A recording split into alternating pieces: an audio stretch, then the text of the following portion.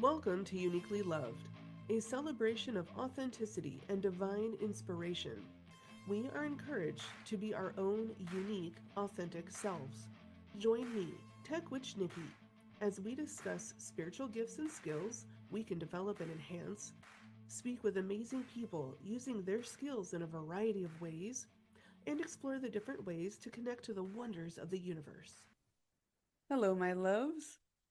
Now, I have a question for you. Do you find yourself predominantly drawn toward the sun or the moon? That could actually say a lot about you depending on your answer. Now, there are a lot of people who are just completely energized when they're out in sunshine or when they see a nice sunny day. And of course, there is seasonal depression. So when we're in the winter months and we're in an area that doesn't get a whole lot of sun, a lot of people can actually find themselves feeling depleted and just down. So, a lot of those people would be a little more, well, connected with the sun. And then a lot of spirituality and witchcraft and intuition is associated with the moon. And the moon goes through so many different phases. And there's often times where, the moon appears to be a mystery because there's times of the month that we don't see her at all. And there are so many stories about how, people kind of wig out and emergency rooms and police scanners tend to go crazy around the time of the full moon.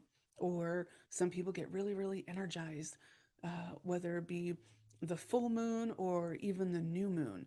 I've been finding my daughter, my youngest, has been, oh, it started with the full moon. She would be extremely energized and not wanting to sleep at all and not phased by the lack of sleep around a full moon. And this last month started having the same effect with the new moon. Um, she actually woke up twice, the day of the new moon and then yesterday, between 4 and 4:30 in the morning. I normally don't wake them up until 5:30 to get them ready for school. So it was just like, whoa, and she was in a fantastic mood. It was great. No grumpiness at all. So I'll take it. But I have noticed, even though my daughter is 5, depending on the cycle of the moon and where it is, uh, I can kind of predict a little bit about my daughter's moodiness or her energy levels or just so much. I mean, she is so in tune with her skills, anyways. And then my oldest, she seems to be aligned with both the sun and the moon. And it's really interesting because, well, my youngest is an earth sign. So I don't know. The water is normally associated with the moon. So I find that a little funny because, the earth is more nourished by the sun. So I kind of assumed she'd go that way. She's proven me wrong uh, a lot. My oldest, however, is a water sign, and she has a huge, um, loving heart, and she wants to be an artist, and she wants to heal the world and save all the animals, and I love it. Um, but she is very much aligned with both the sun and the moon as she sees absolute vitality and beauty in everything. And she is bright like the sun, but still nurturing and intuitive like the moon. So, where do you find yourself lying on the spectrum of these different energies? Because I find it all fascinating. And the more that we become aware of how our energy rises and falls with these natural cycles, we can actually determine or even predict, um, well, how our energy might react later on in a month when, uh, it might be a new moon and we're feeling energized and great. And then we make plans later on in the month because we're feeling great. So we accept an invitation, whether it be for work or play or going out. And then the day gets here and it's just like, I'm drained. Why did I agree to that? So it can help give us some clues if we notice a pattern and we take note of it. And I mean, once we take note of patterns, we can also change them. So, but we have to become aware of them first. But it takes journaling or at least marking on a calendar like how you're feeling with certain aspects. For those who are more aligned with the sun, taking note of like really cloudy days versus the really sunny days, that can also give you clues. So, it might be a lot of people would think, oh, it's dull and dreary because, there's a whole bunch of clouds and it's raining and everything else. Um, and they would attribute that for them feeling kind of blah. When in reality, it's you're not getting that sun. You're not getting that warmth and vitality just flowing down on you. And once we notice that pattern, we can better predict how we're doing, or how we think we're going to be feeling in the future when we set up plans or make goals. And we can align our energy when we're really, really high, or at least feeling really, really good, um, to different things that we intend to do, like manifesting. The new moon and the full moon are perfect times to start visualizing, planning, preparing for all our hopes and dreams. Um, Doing little rituals, whether it be journaling and dreaming your dream life, and then just really feeling that it's already here for you. Lighting candles, combining some herbs and crystals, and be like, all right, you're going to help me set my intentions for this dream out into the universe so it comes to fruition. Um, so, the more that we focus and learn our own energy patterns, the better we can actually manipulate them and use them to our advantage. And when I say manipulate or change them, it's like, okay, the sun hasn't been out in a while. We got some storms, it's winter, whatnot. I'm feeling blah. Okay, well, UV lights help. They work wonders for helping people with seasonal depression.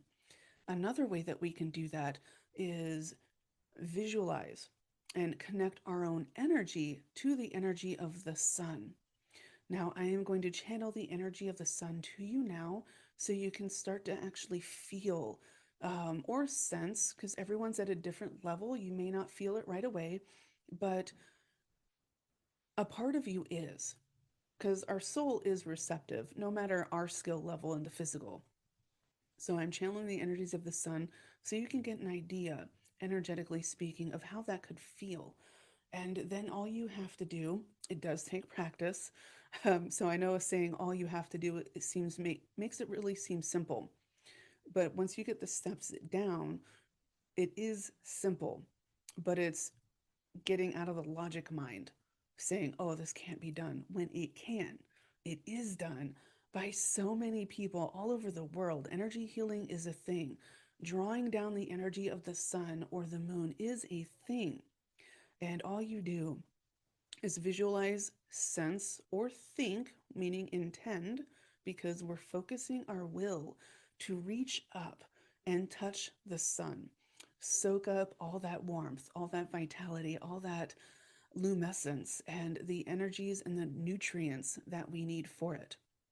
Now, this does not replace getting vitamin D, um, but it does energetically help us shift our energy and feel better, feel more vibrant and more nourished. And we can do the exact same thing with the moon as well.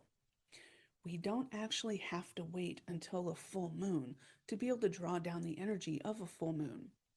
It does help, especially when you're new into the practice, but we can do that at any time with practice, with our intention, with focusing our own will. It's a wonderful, wonderful way to get in tune with the cosmos, with the universe, with the sun and the moon, with the stars. Oh, I love energy healing. Once I realized that I could actually tap into the energies that I could feel around me. At first, I thought they were only emotions. And then I shifted how I perceive emotions to being, oh, they have an energy or a life all their own. So does the sun, so does the moon. And the more that we can balance them within us, it's a beautiful thing. Start with what you're aligned with more, because that's what you're going to feel more with.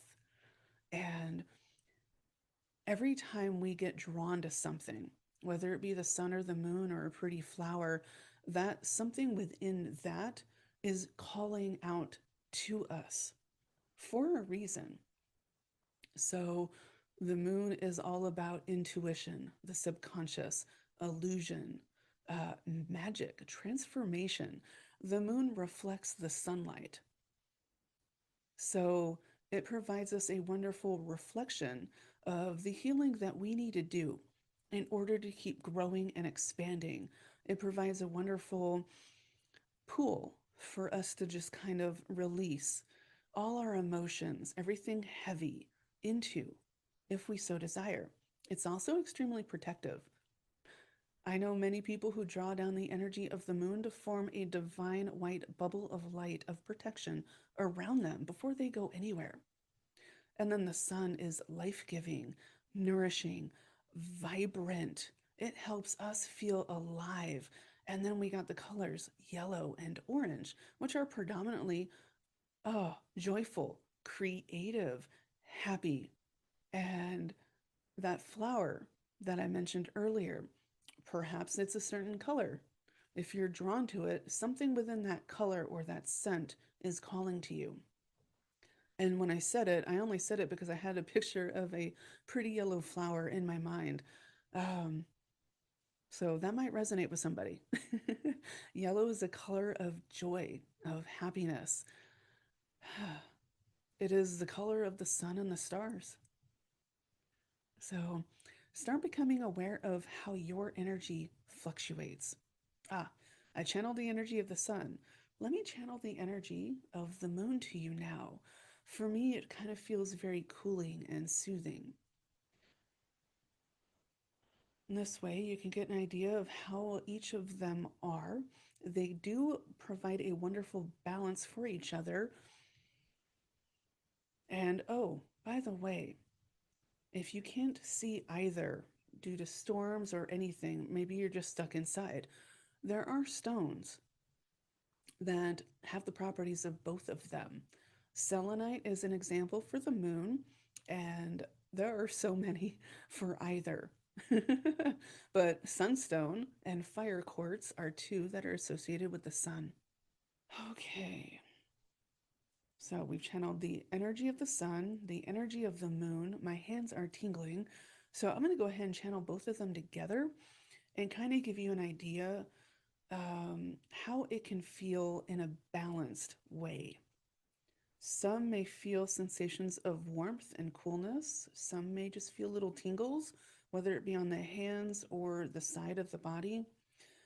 Sometimes the feet. My feet tend to, I don't know, it's like I'm stepping on a phone that's, on vibrate and getting text messages. I will feel that quite often sometimes when when I'm connecting to the earth.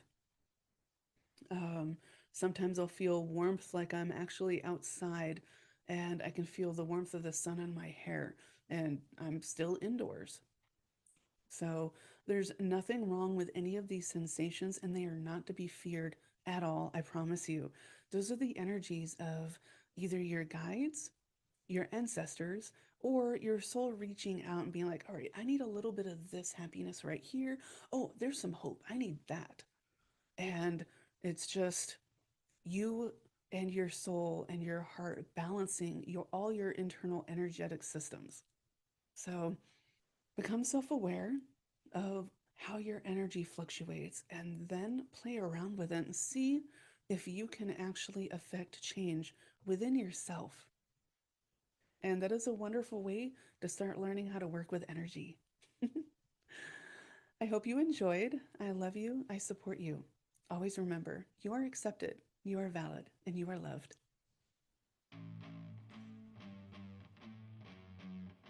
Thank you for joining me today as we explore what makes us uniquely loved. Be sure to subscribe. More adventure awaits. For more articles and to work with me as your personal guide, go to www.techwitchlayer.com.